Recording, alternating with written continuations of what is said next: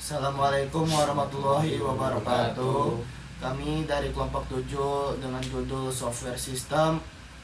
Saya Haisel Grafila Wibisono, NPM 2211010062. Saya Abirama Eza Ridotama dengan NPM 2211010011. Dan saya adalah Arya Usada dengan NPM 2211010030. Saya Fati Ganda dengan NPM 2211010081. Kami menjelaskan tentang yang kami bikin.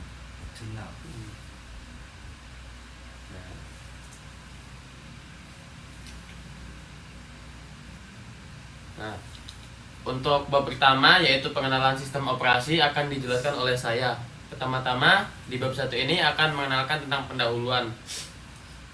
Dalam sistem komputer terdiri dari hardware dan software yang diperlukan untuk menyelesaikan tugas studi tunek NDL. Sumber daya itu meliputi input-output, memori, ruang penyimpanan file, CPU, dan lain-lain. Untuk mengontrol sistem tersebut diperlukan satu sistem operasi. Secara sederhana, sebuah sistem operasi adalah antarmuka antara pengguna komputer dan mesin. Berikut ini adalah definisi-definisi sistem operasi dari berbagai sumber, yaitu A. Menurut Williams tahun 2023, sistem operasi adalah a software that act as an interface between computer hardware component and the user.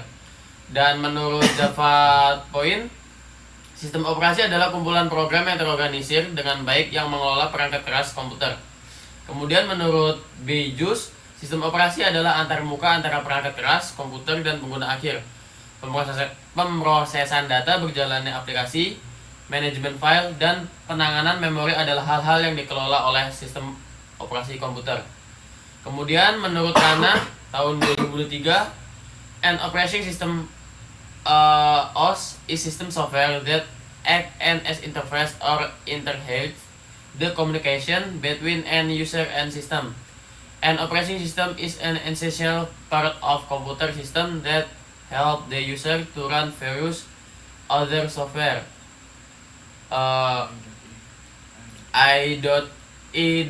Miss Office, Calculator, Games, Notepad, it's other. Kemudian untuk bab 2 selanjutnya sejarah sistem operasi masih dijelaskan oleh saya.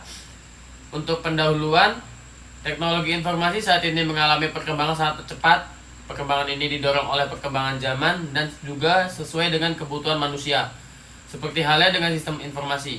Sistem operasi secara umum ialah pengelola sumber daya yang terdapat pada komputer dan menyediakan sekumpulan layanan ke pemakai sehingga memudahkan pemanfaatan sumber daya sistem komputer. Abdullah Dahlan 2018. Sistem operasi ini mempunyai fungsi utama sebagai tempat interaksi manusia dengan perangkat keras seperti komputer. Tanpa adanya sistem operasi, maka suatu komputer atau PC tidak dapat berfungsi sebagaimana mestinya karena sistem operasi tersebut mengatur seluruh perangkat yang ada di dalamnya. Kemudian 2.1 perkembangan sejarah TIC. Perangkat komputer yang sudah ada sejak Perang Dunia Kedua sampai sekarang. Dampak positif dari perkembangan teknologi informasi tersebut membuat komunikasi antar manusia tidak dibatasi lagi oleh waktu dan biaya yang mahal. Sejarah perkembangan teknologi sebagai berikut. Pada zaman prasejarah sampai 3000 sekitar Masehi, sebelum Masehi, masyarakat prasejarah mulai berkomunikasi dengan menggambar di dinding gua. Kemudian berkembanglah tanda-tanda kemunculan. Kemudian muncullah alat-alat seperti lonceng yang terbuat dari tanduk binatang dan juga dimulai dengan simbol-simbol hieroglif untuk melambangkan huruf. Masa pasca prasejarah atau masa sejarah 3000 sebelum Masehi sampai 1400 sebelum Masehi. Pada masa ini merupakan cikal bakal teknologi modern. Antara lain, pada 2900 sebelum Masehi, bangsa Mesir menciptakan huruf hieroglif yang berupa simbol-simbol untuk mewakili setiap pembicaraan atau ungkapan. Kemudian pada 500 sebelum Masehi, ditemukannya media kertas pertama kali dengan menggunakan tumbuhan papirus. Dan pada 500 sebelum Masehi, bangsa Cina mengembangkan kertas yang seperti kita gunakan saat ini. Dan masa modern 1400 Masehi sampai sekarang. Pada 1455, Jonathan Gutenberg menggunakan mesin cetak untuk mencetak plat huruf. Kemudian pada tahun 1830, Augusta Lady Bjorn dan Charles Babbage berhasil menulis program komputer yang pertama kali dengan menggunakan mesin analikal untuk mengolah data dan menghasilkan keluaran dalam bentuk kartu. Kemudian pada tahun 1837, Samuel Morse bersama dua rekannya sukses mengembangkan mesin telegraf yang berupa kode Morse. Kode ini memungkinkan penggunanya untuk mengirim pesan melalui kabel yang dihubungkan pada dua lokal dan diproses dalam waktu yang bersamaan. Dan pada tahun 1861, ditemukannya teknologi cikal bakal film yang mirip seperti sekarang ini, di mana gambar dibuat bergerak dan diproyeksikan menggunakan sebuah layar besar. Kemudian pada tahun 1876 dikembangkannya penulisan bilangan desimal oleh Melville Debye. Dan pada tahun 1877 perangkat telepon ditemukan oleh Alexander Graham Bell, di mana pada tahun yang sama Edward Muybridge juga berhasil menemukan teknologi fotografi dengan kecepatan tinggi. Dan pada tahun 1899 media penyimpanan ditemukan, namun masih menggunakan pita magnetis yang bersifat analog. Dan pada tahun 1923 Zipfowkin berhasil menemukan TV tabung pertama. Pada tahun 1939 Dr. John V. Atanasov dan Clifford Berry menciptakan komputer elektronik digital pertama. Kemudian pada tahun 1940 komputer digital pertama yang dibuat oleh Dr. John V. Atanasov dan Clifford Berry lebih dimaksimalkan pengembangan teknologi komunikasinya untuk pengiriman dan penerimaan dokumen militer pada saat Perang Dunia Kedua. Kemudian pada tahun 1945 pasca Perang Dunia Kedua, Van Verbus menemukan sistem pengkodean menggunakan hypertext yang merupakan teknologi cikal bakal pembuatan website. Dan pada tahun 1946 dikembangkan untuk pertama kali dan digunakan dalam instansi tertentu. Kemudian pada 1948 para peneliti berhasil menemukan dan mengembangkan transitor. Lalu pada tahun 1957 Jane Horney mengembangkan transitor. Dan pada tahun 1972 cikal bakal teknologi email ditemukan oleh Ray Tomlinson dan dipergunakan untuk berkomunikasi jarak jauh. Lalu pada tahun 1973 sampai 1990 setelah melewati berbagai macam revolusi teknologi, akhirnya internet mulai dikembangkan. Bahkan protokol jaringan berupa TCP atau IP juga telah ditemukan oleh DARPA. Dengan demikian, maka internet siap diperkenalkan. Kemudian berselang beberapa tahun, tepatnya pada 1986, pihak IETF mengembangkan sebuah server yang digunakan sebagai alat koordinasi di antara DDN, ARPANET, dan Internet Gateway. Kemudian, dari 1991 sampai sekarang, istilah World Wide Web diperkenalkan oleh CERN, yang selanjutnya pada 1992 hingga sekarang perkembangan teknologi mutakhir telah merambah ke seluruh dunia. Kemudian untuk perkembangan teknologi di Indonesia, yaitu perkembangan televisi. Televisi pertama kali diresmikan pada 1962 melalui saluran televisi Republik Indonesia atau TVRI. Kemudian perkembangan satelit. Satelit Indonesia pertama kali diluncurkan pada 1975 dengan nama Palapa A1, lalu disusul dengan satelit lain seperti Palapa A2, Palapa B1, Palapa B2, dan sebagainya. Dan perkembangan komputer dan Internet di Indonesia mulai diperkenalkan pada 1970-an, dimulai dari perguruan tinggi. Lalu pada 1993 barulah Indonesia resmi terhubung dengan jaringan internet secara universal menggunakan protokol TCP atau IP serta menggunakan domain ID untuk simbol negara. Kemudian bab 3 masih dijelaskan oleh saya, yaitu fungsi utama sistem operasi. Sistem komputer pada dasarnya terdiri dari 4 komponen utama, yaitu perangkat keras, program aplikasi, sistem operasi, dan pengguna. Sistem operasi mengatur dan memantau penggunaan perangkat keras dari berbagai pengguna dan program aplikasi. Sistem operasi bertindak seperti pemerintah dalam suatu negara yang menciptakan kondisi bagi komputer untuk menjalankan program dengan benar. Untuk menghindari konflik yang terjadi ketika pengguna menggunakan sumber daya yang sama, sistem operasi menentukan pengguna mana yang dapat mengakses sumber daya tersebut. Hartono, Dahlan Abdullah, Fadliansah, dan Cut Ita Erlana 2018. Sistem operasi juga bisa disebut sebagai pengirim sumber daya. Fungsi penting lainnya dari sistem operasi adalah sebagai program operasi untuk menghindari keracunan atau error dan penggunaan komputer yang tidak perlu. Sistem operasi merupakan salah satu komponen utama dari sebuah sistem komputer, digunakan sebagai penghubung antara pengguna brainware dengan komputer itu sendiri. Di dalam sistem komputer, diketahui bahwa tanpa adanya penghubung maka sistem komputer tidak akan dapat terpenuhi. Sistem operasi bertindak sebagai penghubung antar keduanya. Untuk fungsi operating system OS, berikut ini adalah beberapa fungsi utama dari sistem operasi, yaitu mengelola sumber daya yang terkait dengan pengendalian perangkat lunak sistem atau perangkat lunak aplikasi yang sedang dijalankan. Yang kedua, mempersiapkan agar program software dapat berinteraksi dengan hardware secara konsisten dan stabil tanpa harus mengetahui secara detail hardware. Dan yang ketiga, melakukan pengelolaan proses mencakup penyiapan, penjadwalan, dan pemantauan proses program yang sedang dijalankan. Yang keempat, melakukan pengelolaan data, pengendalian terhadap data input-output. Kemudian yang kelima, melakukan penerjemahan sebagai perantara komunikasi antara komputer dan user. Dan yang keenam, mengatur pembagian dan pengiriman instruksi dari memori utama dan tempat penyimpanan lain ke sistem komputer.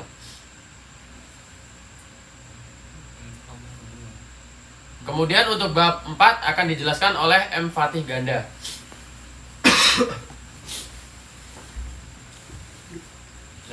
Berarti Ganda akan melanjutkan untuk bab 4. Bab 4 struktur sistem operasi. Pendahuluan. Sistem operasi modern menggunakan beberapa konsep seperti modul kernel yang dapat dimuat ke dalam sistem secara dinamis. Sistem monolik, sistem lapisan, mesin virtual modular, model client server, dan sistem berorientasi objek. Dengan modul kernel yang dapat dimuat, kernel memiliki komponen inti dan dapat menambahkan layanan secara dinamis saat startup atau saat runtime. Sistem lapisan memungkinkan pelaksanaan beberapa modul dalam tugas yang berbeda dan diatur secara hierarkis. Mesin virtual menyiapkan antarmuka pengguna yang serupa dengan perangkat keras dan menciptakan ilusi atau virtualisasi beberapa proses, di mana setiap proses virtual menjalankan prosesor dan memorinya sendiri. Mesin virtual menawarkan perlindungan penuh dan cocok untuk penelitian dan pengembangan sistem operasi, tetapi sulit untuk mengimplementasikan dan persyaratan dalam menyalinnya persis di mesin nyata. Model client server terdiri dari proses server dan klien. Proses klien meminta layanan dan mengirimkan pesan ke server, yang menanggapi permintaan klien dan mengirimkan hasilnya dalam bentuk pesan respon. Model ini mudah disesuaikan dengan sistem terdistribusi dan modular, tetapi pengiriman layanan lambat karena kebutuhan untuk bertukar pesan dan tidak semua tugas tingkat pengguna dapat dilakukan. 4.1.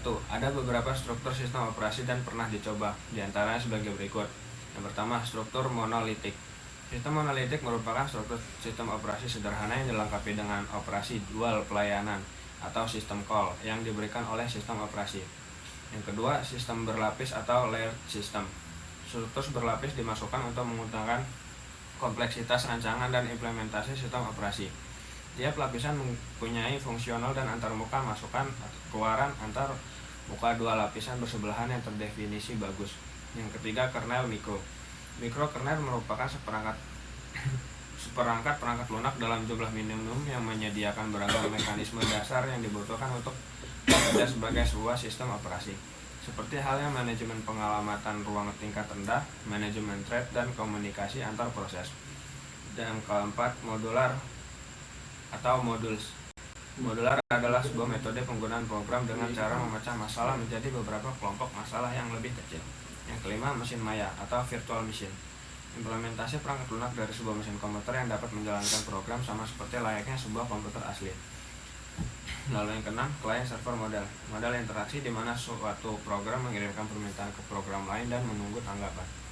Lalu yang ketujuh, sistem berorientasi objek. Sebuah sistem yang dibangun dengan berdasarkan metode berorientasi objek adalah sebuah sistem yang komponennya dibungkus atau dienkapsulasi menggunakan kelompok data dan fungsi. Lalu bab kelima, proses dan thread. Pendahuluan. Berbicara tentang proses dan thread dalam sebuah sistem operasi komputer, maka bagian ini merupakan inti dari sistem tersebut. Bagian proses sangat menentukan hasil atau output dari sebuah sistem. Jika kita mempunyai suatu masukan input sistem dan mengharapkan suatu keluaran atau output yang sesuai keinginan kita, maka yang sangat berperan di sini yaitu bagian proses. Karena pada bagian proseslah segala aktivitas atau kegiatan terlaksana sebagai prosedur-prosedur yang dibuat demi mencapai tujuan keluaran atau output yang diinginkan. Oleh karena itu, pada bab ini akan dipelajari bagaimana suatu proses berlangsung dalam sistem operasi komputer agar menghasilkan suatu keluaran sistem sesuai dengan peruntukan atau tujuan inputan. Dalam bab ini juga dipelajari bagaimana suatu thread atau urutan kegiatan diatur dengan baik agar suatu proses dapat berjalan sesuai program yang sudah dibuat demi menghasilkan output yang diinginkan dalam waktu yang singkat dan cepat. Proses. 1. Definisi proses menurut Kamus Besar Bahasa Indonesia atau KBBI. Kata proses mempunyai beberapa arti, yakni 1. Urutan perubahan atau peristiwa dalam perkembangan sesuatu. 2. Rangkaian rangkaian tindakan atau perbuatan atau kegiatan pengolahan yang menghasilkan suatu produk. 5.1 Proses dan trait. Konsep proses adalah proses tidak hanya sekedar suatu kode program atau text section, melainkan meliputi beberapa aktivitas yang bersangkutan seperti program counter dan stack. Proses control block berisikan banyak bagian dari informasi yang berhubungan dengan sebuah proses yang spesifik, termasuk hal-hal berikut. Status pertama, status prokes, kedua program counter, ketiga CPU register, keempat informasi manajemen memori, kelima informasi pencatatan. Thread adalah sebuah alur kontrol dari sebuah proses. Kontrol thread tunggal ini hanya memungkinkan proses menjalankan satu tugas pada satu waktu. Perbedaan antara proses dengan thread tunggal dengan proses dengan thread yang banyak adalah proses dengan thread yang banyak dapat mengerjakan lebih dari satu tugas pada satu satuan waktu. Keuntungan thread. Yang pertama, responsi, kedua berbagi sumber daya, ketiga ekonomi, empat utilitasi arsitektur multiprosesor. Bab ke-6. Memori manajemen pendahuluan. Memori merupakan jantung sebuah operasi sistem komputer modern. Itu berguna sebagai lokasi untuk transfer informasi yang tepat waktu serta akurat. Memori bisa dibilang array besar atau byte yang disebut sebagai alamat. CPU mengambil instruksi dari memori berdasarkan nilai penghitungan program. Namun, mengelola memori adalah strategi khusus untuk mengatur memori komputer. Prosedur saat ini memberikan instruksi tentang cara menggabungkan memori untuk tujuan prosedur dalam menanggapi permintaan mereka, untuk digunakan lagi bila diperlukan, dan untuk mengelola alokasi ruangan untuk memori untuk prosedur tersebut. Pengelolaan memori utama sangat penting untuk memproses dan fasilitas input atau keluaran secara efisien dan menggunakan komputer sistem. Penting untuk memproses dan guna upaya agar pemrograman maupun proses tidak dibatasi kapasitas memori fisik di sistem komputer. Satu-satunya komponen terpenting dari sistem komputer adalah pengelolaan memori.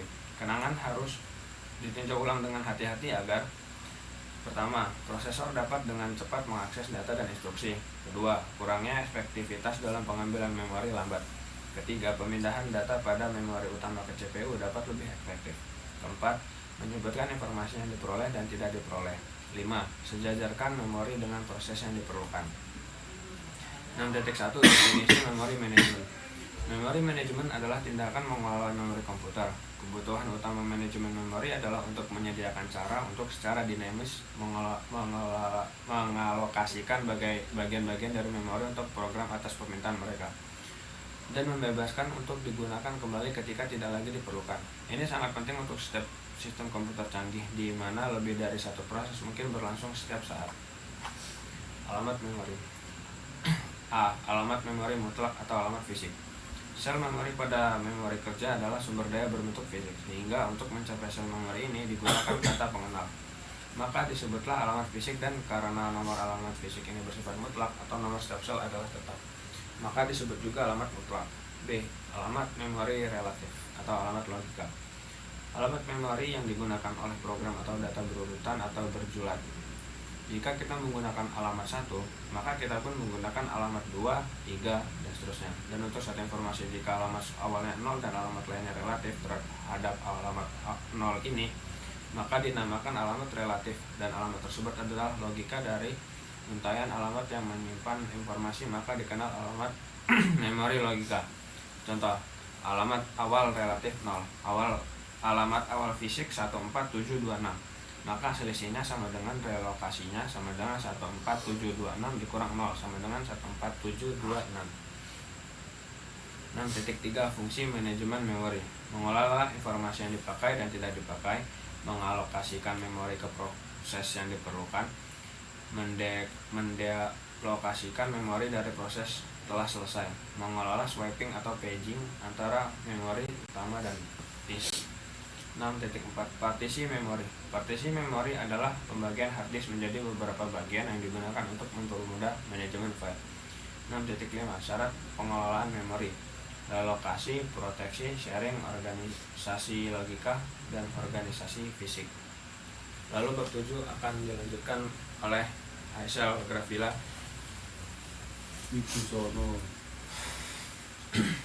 Untuk bab 7 akan saya lanjutkan. Pendahuluan. Sistem berkas merupakan salah satu komponen kunci dalam sistem operasi modern yang digunakan untuk organisir dan mengolah data pada penyimpanan komputer. Sistem berkas bertanggung jawab untuk menyimpan, mengakses, dan mengolah berbagai jenis data seperti berkas, direktori, dan atribut yang terkait. Perkembangan sistem berkas dalam beberapa tahun terakhir telah mengalami kemajuan signifikan. Misalnya penggunaan sistem berkas berbasis cloud seperti Google Drive, Dropbox, dan OneDrive telah menjadi populer, memungkinkan pengguna untuk menyimpan dan mengakses datanya secara online dari berbagai perangkat. Selain itu, peningkatan kapasitas penyimpanan, kecepatan transfer data, dan tingkat keamanan juga mempengaruhi perkembangan sistem berkas. Dengan perkembangan teknologi yang terus berlanjut hingga saat ini, pemahaman tentang sistem berkas pada sistem operasi menjadi sangat penting bagi para profesional IT pengembang perangkat lunak. 7.1 File system FAT32 terdiri dari 4 bagian berbeda. Yang pertama ada sektor boot terletak di awal volume, yaitu sektor ke-0. Ini mencakup area yang disebut BPB atau BIOS Parameter Block yang dimulai pada offset 11 dan berisi beberapa informasi file sistem dasar. Sektor lainnya biasanya berisi kode bootloader. Yang kedua, sektor cadangan segera mengikuti sektor boot. Jumlah sektor yang dicadangkan untuk volume termasuk sektor boot ditunjukkan oleh BPB pada offset 14 dari sektor boot. Biasanya sektor yang dicadangkan mencakup sektor informasi sistem file di sektor 1 dan sektor boot cadangan di sektor 6 volume. Yang ketiga, tabel alokasi file adalah larik entry selebar 32 bit dan mencakup sejumlah sektor yang ditunjukkan oleh BPB pada offset 36 dari sektor boot. FAT32 umumnya memiliki dua salinan struktur data FAT untuk kepentingan pemeriksaan redundasi media disk, sementara satu untuk media flash bit 7 dari BPB. Offset 40 dari boot sektor menunjukkan apakah FAT dicerminkan atau tidak. Wilayah ini memberi nama FAT pada sistem file pada akhiran 32. Yang keempat, sektor file dan direktori membentuk sisa sistem file hingga akhir volume. Tempat data file dan direktori sebenarnya disimpan. FAT32 biasanya mengumpulkan direktori root di cluster pertama, atau cluster adalah jumlah tetap dari sektor yang berdekatan. Nomor tersebut ditunjukkan oleh BPB pada offset 13 dari sektor boot untuk volume. Dari sektor file dan direktori ditunjukkan oleh BPB pada offset 44 dari sektor boot. Bab 8. Input Output Management. Pendahuluan. Sistem operasi berfungsi sebagai jembatan yang menghubungkan antara pengguna komputer dengan perangkat keras komputer. Sebelumnya adanya sistem operasi, pengguna hanya bisa menggunakan komputer dengan mengirimkan sinyal analog dan digital. Manajemen input dan output dalam sistem operasi adalah suatu mekanisme yang digunakan untuk mengatur dan mengontrol interaksi antara perangkat input-output dengan sistem operasi. Fungsi manajemen input-output adalah untuk mengoptimalkan kinerja input-output pada sistem operasi, meminimalkan waktu respon, dan meningkatkan efisiensi dan keandalan operasi input-output. Manajemen input-output pada sistem operasi mencakup beberapa aspek seperti scheduling input-output, buffering data, dan memastikan keselamatan operasi input-output. Selain itu, manajemen input-output pada sistem operasi juga harus memperhatikan masalah keamanan dan privasi data. Pada bab ini akan dibahas detail mengenai apa itu manajemen input-output pada sistem operasi macOS, Windows, dan Linux. Selain itu juga terdapat pembahasan tentang fungsi dan pentingnya manajemen input-output pada sebuah sistem operasi hingga tren perkembangan manajemen input-output di masa yang akan datang. 8.1 Klasifikasi perangkat input-output. Yang pertama, pengelolaan perangkat input-output merupakan aspek perancangan sistem operasi yang terluas karena beragamnya peralatan dan begitu banyaknya aplikasi dari peralatan-peralatan itu. Yang kedua, manajemen input-output mempunyai fungsi diantaranya mengirimkan perintah ke perangkat input-output agar menyediakan layanan. Yang kedua, menangani interupsi peralatan input-output. Yang ketiga, menangani kesalahan pada peralatan input-output. Dan yang keempat, memberi interface ke pemakai. 8.2 Prinsip-prinsip perangkat input-output. terdapat dua sasaran perancangan perangkat input-output, yaitu yang pertama efisiensi, merupakan aspek penting karena operasi input-output karena sering menjadi operasi yang menimbulkan bottleneck pada sistem komputer atau komputasi. Yang kedua, generalitas atau device independence.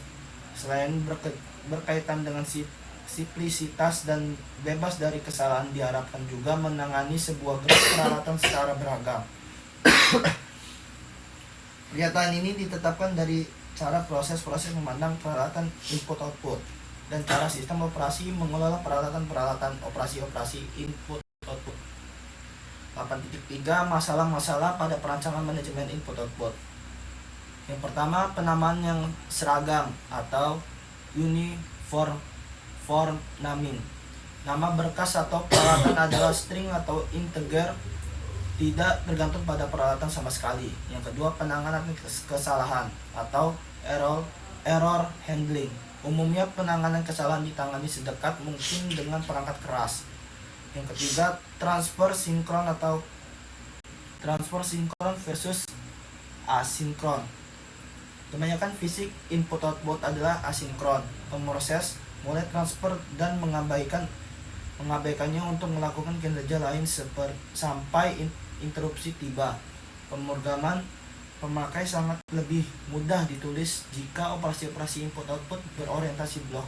Setelah perintah read, program kemudian secara otomatis ditunda sampai data tersedia di buffer. 8.4 Hierarki pengelolaan perangkat input-output. Yang pertama, interrupt handler. Yang kedua, device driver. Yang ketiga, perangkat lunak sistem operasi device independent. Dan yang keempat, buffering input-output. Bab 9 yaitu keamanan sistem operasi pendahuluan.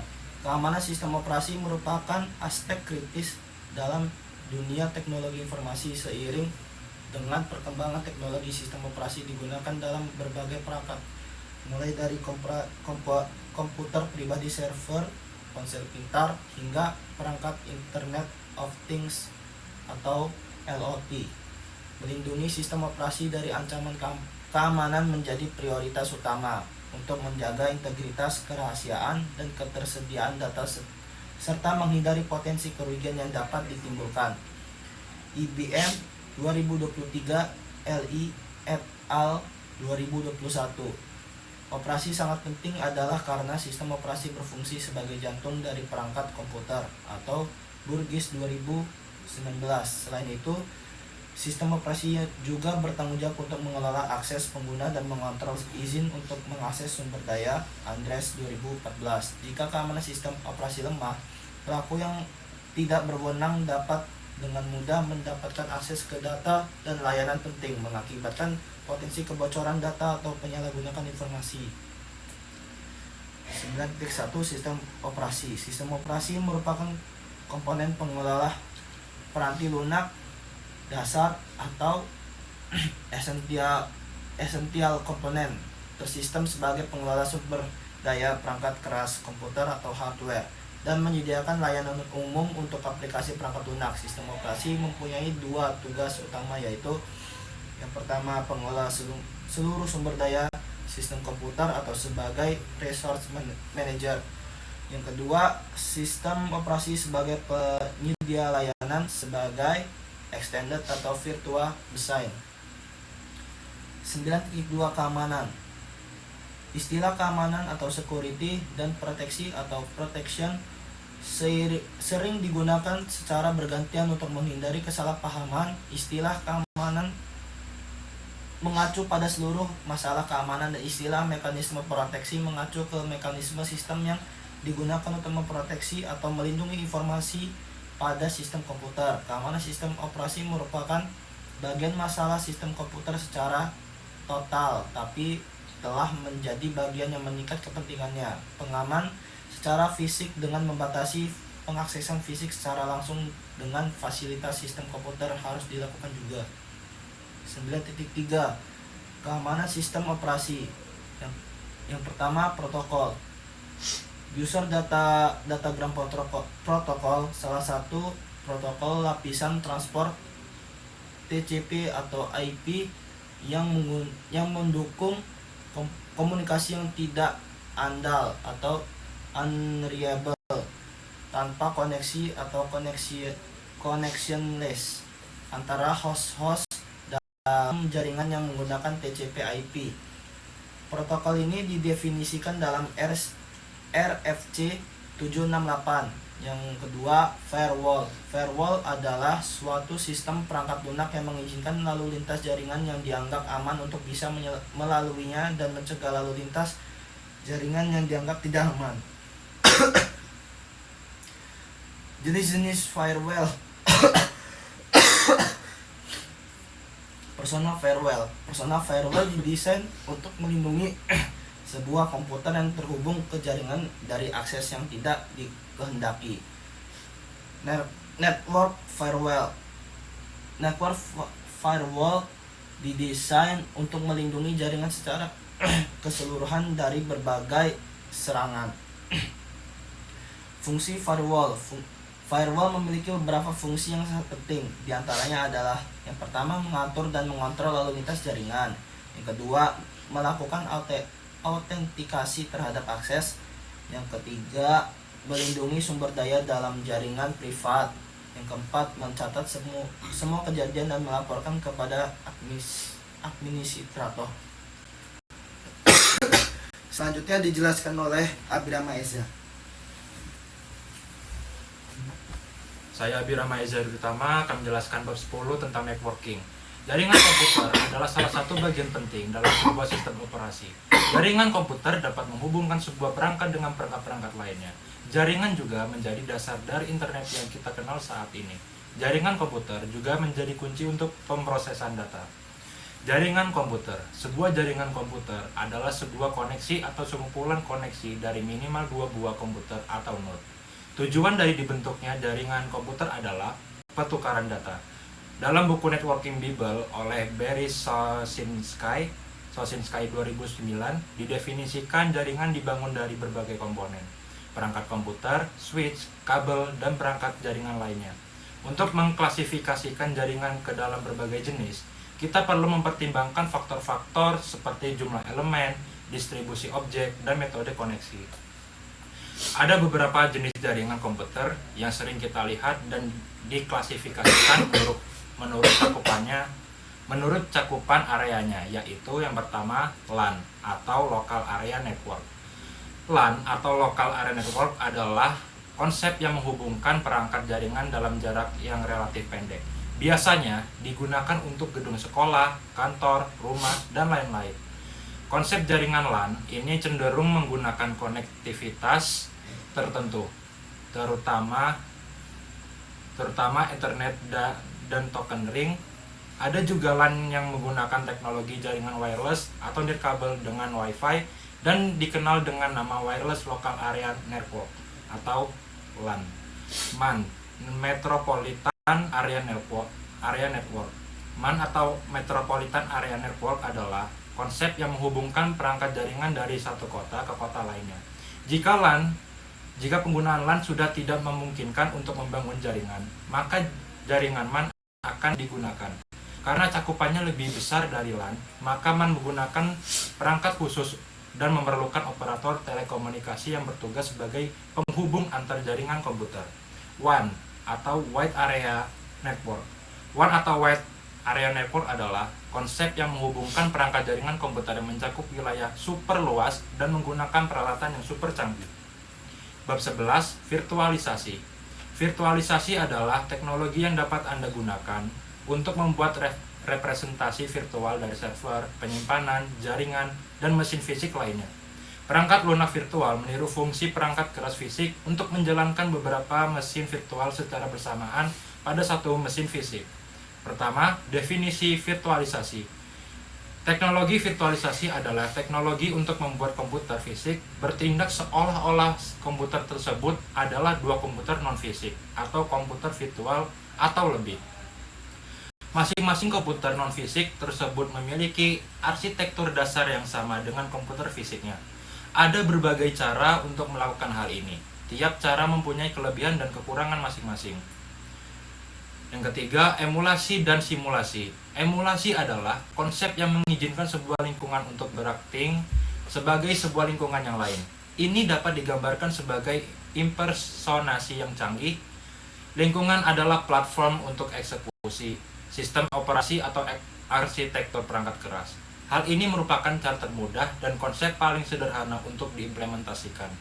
Lingkungan adalah platform tempat eksekusi sistem operasi dan arsitektur perangkat keras. Simulator digunakan secara berbeda dibandingkan emulasi atau virtualisasi. Mereka pada dasarnya digunakan di dalam perangkat keras, desain dan prototipe microchip. Dengan melakukan ini, pengujian dapat dilakukan pada perangkat keras dan microchip yang akan dibuat. Yang keempat, tipe dari virtualisasi. Full virtualization atau virtualisasi penuh. Virtualisasi penuh lebih cepat daripada emulasi perangkat keras, tapi performanya lebih lambat dari perangkat keras langsung. Karena jembatan atau mediasi hypervisor, keuntungan terbesar dari virtualisasi penuh adalah sistem operasi dapat dijalankan tanpa dimodifikasi. Batasan yang dimiliki hanyalah bahwa sistem operasi harus mendukung perangkat keras di bawahnya. Oleh karena itu, hypervisor harus memindai mode perangkap khusus secara dinamis untuk menangani hal ini. VMware ESX Server dan Microsoft Virtual Server menggunakan tipe virtualisasi penuh. Overhead lebih penting pada tipe ini, membutuhkan penerjemahan, pemerangkapan, dan emulasi dari beberapa INS-UX NVL. 4.2 Paravirtualization. Paravirtualization adalah teknik lain yang populer yang memiliki kemiripan dengan virtualisasi penuh. Metode ini menggunakan hypervisor untuk berbagai akses ke perangkat di bawahnya, tapi menyatukan kode yang sadar virtualisasi ke sistem operasi seperti disebutkan di atas. Paravirtualization mengharuskan sistem operasi dimodifikasi. Ini adalah kerugian bagi sistem operasi yang tidak siap dengan perubahan atau modifikasi. Sen juga mengambil keuntungan dari paravirtualization. Paravirtualization menawarkan performa yang mendekati sistem yang tidak divirtualisasi. Keuntungan dari virtualisasi. Keuntungan operasional dan finansial dari virtualisasi adalah kunci dari komputasi enterprise dan lingkungan pengembangan perangkat lunak dan disediakan oleh virtualisasi. Berikut ini adalah keuntungan utama dari virtualisasi. Yang pertama, menggunakan perangkat keras yang ada dengan lebih baik. Yang kedua, mengurangi harga perangkat keras. Yang ketiga, mengurangi infrastruktur IT. Yang keempat, menyederhanakan sistem administrasi. Yang kelima, meningkatkan uptime dan mempercepat failure recovery. Dan yang keenam, menyederhanakan ekspansi kapasitas. Yang ketujuh, lebih sederhana dalam dukungan perangkat lunak asli. Dan yang ke-8, menyederhanakan pengembangan sistem level. Ke-9, menyederhanakan instalasi dan deployment sistem. Dan yang ke-10, menyederhanakan sistem dan testing aplikasi. Bab 12. Perbandingan sistem operasi. Pemahaman mengenai perbandingan sistem operasi menjadi esensial untuk membantu menentukan sistem operasi yang paling sesuai untuk digunakan pada perangkat elektronik atau komputer. Beberapa pertimbangan pentingnya mengetahui perbandingan sistem operasi, yaitu diantaranya mengenai kompatibilitas perangkat keras yang mendukung aplikasi, serta fitur dan fungsionalitas yang menyesuaikan dengan kebutuhan pengguna, tingkat keamanan yang sesuai dengan preferensi pengguna, serta sesuai dengan anggaran untuk biaya lisensi, pembaruan, dan dukungan teknis yang dimiliki. Sehingga dalam memiliki sistem operasi yang tepat, pengguna dapat memaksimalkan pengguna sumber daya komputer dan perangkat elektronik lainnya. Perbedaan sistem operasi. Sistem operasi Windows memiliki kelebihan, diantaranya mudah digunakan atau dijalankan dibandingkan dengan sistem operasi yang lainnya atau user-friendly. Instalasi software lebih mudah dibandingkan instalasi OS yang lainnya. Banyak software yang berbasis Windows dan memiliki banyak dukungan driver. Kemudian memberikan banyak peluang bagi developer untuk mengembangkan software berbasis Windows karena terdapat izin dari Windows itu sendiri. Kemudian perkembangan OS lebih maju dan lebih cepat jika dibandingkan OS yang lain, dan mudah diselesaikan jika terdapat masalah pada OS Windows-nya. Kemudian terdapat kekurangan, diantaranya harga lisensi lebih mahal, kemudian komunitasnya lebih sedikit karena bersifat closed source, dan terlalu banyak jenis virus yang menyerang Windows. Kemudian sistem operasi yang memiliki harga cukup tinggi untuk versi basic dan home, dan rentan terhadap serangan virus. Kemudian keamanan yang mudah dihack dan menggunakan RAM yang cukup besar. Sistem operasi Linux. Sistem operasi Linux memiliki kelebihan, diantaranya bersifat free, lengkap, dan powerful, didukung oleh banyak komunitas di seluruh dunia dalam hal dokumentasi dan penggunaan troubleshooting dan perbaiki error. Kemudian lebih tahan terhadap virus, kompatibel dengan berbagai prosesor komputer. Selain itu, Linux juga mempunyai kekurangan, diantaranya kurang populer, ketergantungan paket aplikasi yang harus diunduh secara manual, dan deteksi perangkat keras yang kurang mendukung. Bab 13. Komunikasi antar proses interproses communication atau yang dikenal dengan IPC. Interprocess communication adalah teknologi yang memungkinkan komunikasi antar proses yang berjalan pada satu mesin atau pada mesin yang berbeda. Dalam pembahasan materi ini akan dijelaskan tentang konsep dan jenis-jenis IPC serta bagaimana IPC dapat diimplementasikan dalam lingkungan sistem operasi dan aplikasi. Selain itu, akan diulas juga tentang keuntungan dan tantangan dalam menggunakan IPC. Beberapa jenis IPC yang akan dibahas meliputi share memory, message passing, pipe, dan socket. Beberapa IPC termasuk integrasi dengan teknologi cloud, seperti penggunaan remote produce call atau yang dikenal dengan RPC, dan representational state transfer atau RIST. Dalam pengembangan aplikasi dan sistem yang kompleks, IPC masih menjadi salah satu teknologi yang sangat penting. Jenis-jenis komunikasi antar proses. Proses yang dijalankan secara bersamaan dalam sistem komputer. Ada dua jenis proses independen atau proses bekerja sama. Suatu proses bersifat independen jika tidak mempengaruhi atau dipengaruhi oleh proses lain yang dijalankan dalam sistem komputer. Selain itu, sistem proses yang tidak berbagi data dengan proses lain juga merupakan proses independen. Suatu proses dikatakan bekerja sama jika dapat mempengaruhi atau dipengaruhi oleh proses lain yang dijalankan dalam sistem komputer. Jadi, sistem proses yang berbagi data dengan proses lain adalah proses kerjasama. Konsep dari komunikasi antar proses. Mekanisme pertukaran data antara satu proses dengan proses lainnya, baik itu proses yang berada di dalam komputer yang sama atau komputer jarak jauh yang terhubung melalui jaringan. Implementasi sistem operasi. Yang pertama, Unix Domain Socket, kemudian XML RPC atau SOAP, kemudian Thrift, dan terakhir TIPC. Zero C Internet Communication ada beberapa antarmuka pemrograman aplikasi yang memungkinkan tidak digunakan untuk IPC. Beberapa platform yang tidak tergantung antarmuka tersebut termasuk berikut ini: Anonymous Pipe dan NetPipe. Kemudian Common Object Request Broker Architecture atau CORBA. Kemudian freedesktop.org. Kemudian Distribute Computing Environment atau yang dikenal dengan DCE. Kemudian Message Bus atau dikenal dengan MBUS. Kemudian Lightweight Communication and Marshalling atau yang dikenal dengan LCM. Kemudian ONC RPC, dan yang terakhir adalah NS Engine.